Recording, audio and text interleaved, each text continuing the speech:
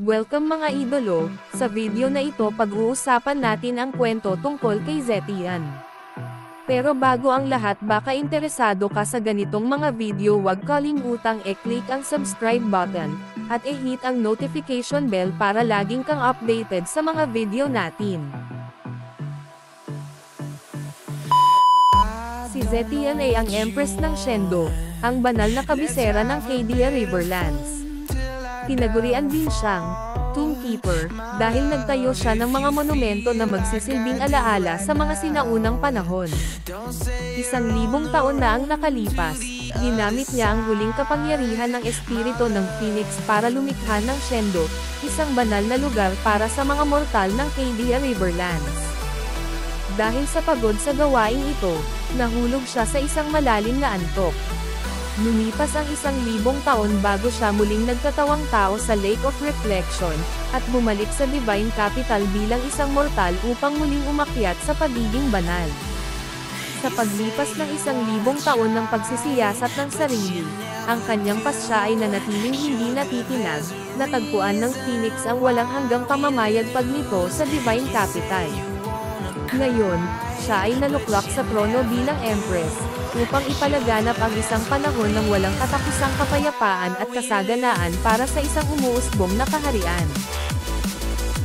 Pinalamutian ng tagsibol ang buong Divine Capital, nagkalat dito ang iba't ibang uri ng mga namumukadkad na bulaklak. Sa paanan ng Phoenix Terrace, may mga taong nagtipon, makikita sa kanilang mga mata ang pagkasabik. Makikita sa terrace ang Empress na nagniningning sa kanyang damit na Phoenix. Makikita sa kanyang bawat paghakbang ang malamaharlikang kilos nito. Kahit na hindi ito isang mahabang landas, tinahak ito ni Zetian sa hindi mabilang na mga panahon. Mahigit 100 taon ang lumipas ng pigilan ng mga Ancient Ones ang pag-akyat sa trono ng tinatawag nilang Twin Gods. Ang orihinal na Oriental Fighters ng Cadia Riverlands ay pinili ang parehong landas, na ipinapasa ang kanilang kapangyarihan upang protektahan ang mga lupain at ilog. Kabilang sa mga labi ng Ancient Ones ay isang babae na nakipagpustahan sa White Dragon.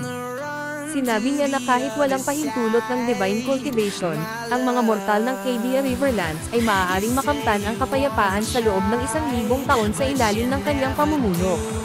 Ang babaeng ito, ay ginaya ang mga sinaunang tao sa pagmamanipula ng yin at yang, ginamit niya ang espiritu ng Phoenix ng kanyang angkan upang magtatag ng isang mortal na lungsod, ito ang Shendo. Siya ang naging unang soberano nito.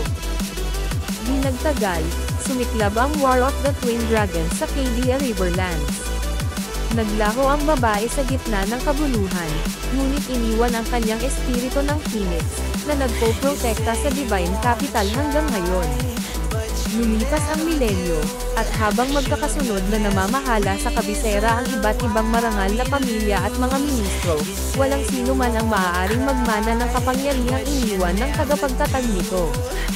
Ayon sa kumakalat na alamat, ang sino mang nakakuha ng Phoenix Spirit ay magtataglay ng Imperial Legacy. Nakaukit sa puso ni Zetian ang pagsasalaysay na ito ng kasaysayan mula sa kanyang pagkabata. Mahigit 2 dekada na ang nakalilipas, siya ay isang ulilang gala na walang alaala kung saan siya nanggaling. Ang naalala lang niya ay nakatagpo ng isang lalaking nagngangalang Wu sa tabi ng Lake of Reflection, na pagkatapos ay kinuha siya at kinukop nito. Si Wu, na isang mangangalakal, ay binagtas ang Cadia Riverlands kasama si Zetian. Tinuturuan siyang magbasa at magsulat, at itinatak sa kanyang isipan ang mga bagay patungkol sa buhay. Dahil sa kanyang angking talino, nasaksihan niya ang pagdurusa ng mga tao at napagtanto na ang kapangyarihan ng espiritu ng Phoenix na nagpo-protekta sa Shendo ay halos mawala na. Naisip niya ang tungkol sa alamat ng Divine Capital's creation, ngunit itinuturing ito bilang isang katang-isip lamang kaysa katotohanan. Kung hindi ka pinapaboran ng tadhana, buuin mo ang iyong sariling landas sa pamamagitan ng pagpupursige at pagsusumikap. Sa katunayan, ang kasabihang ito ay napatunayang totoo. Opisyal na pinangunahan ni Zetian ang pagpupulong sa pamamagitan ng kanyang katanji tangi at di matawarang ideyang pangpolitika hanggang unti-unti niyang naabot ang tunay na kapangyarihan ng pamumuno. Pinamunuan pa niya ang mga hukbo upang sugpuin ang mga paghihimagsik, at hindi lamang naging tanyag kundi nagpamalas rin siya ng hindi mabilang na tagumpay sa pamumuno. Unti-unting tumigil ang mga tao sa pagsasalita tungkol sa nakaraan, dahil si Zetian, nagniningning na parang unang liwanag ng bukang liwayway, ang tanging nakikita nila. Ilang araw na ang nakalipas, hindi pa rin alam ni Zetian na ang landas na tinahak niya ay legasya niya at utos ng langit.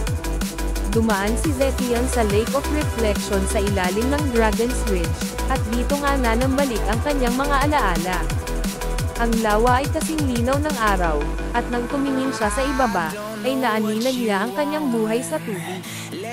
Habang malalim ang kanyang iniisip, isang ihip ng hangin ang nagpakilos sa ibabaw ng tubig, at biglang, ang refleksyon sa lawa ay hinayla si Zetian sa tubig.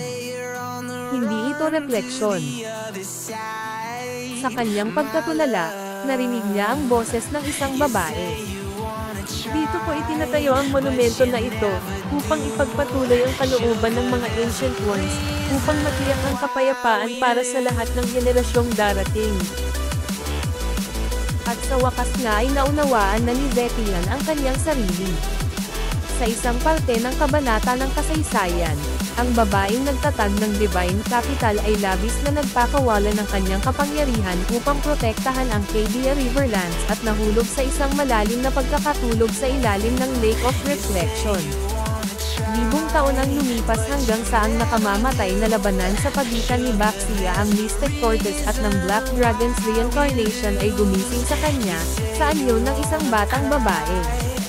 Bagaman nawala ang kanyang mga alaala pagkatapos ng mahabang pagkakatulog, ang kanyang dating kautusan ay nakaukit sa kanyang pagkatao. Sa buong 2 dekada ng paspusang pagsisikap araw at gabi, at pagdadala ng hindi mabilang na paninirang puri at akusasyon, ni minsan ay hindi niya naisip na sumuko. Ang walang markang monumento ay naging lawa ng reflection. Ang tubig nito ay may kakayahang magbunyag ng tunay na pagkatao ng isang tao. Ang mga alon sa ibabaw ng lawa, tulad ng mga alingaungaw ng mga salitang hindi nasabi, ay hindi nag-iwan ng bakas ng hangin o maging ang paglipas ng panahon. Sa mga panahong nakalimutan, ang Ancient Ones ay gumawa ng isang kamangha-manghang kaharian ng yin at yang sa loob ng isang celestial na sisidlan. Upang protektahan ang Cadia Riverlands, sinimulan ng 4 na Immortals ang Great Awakening bago pumasok sa isang malalim na pagkakatulog.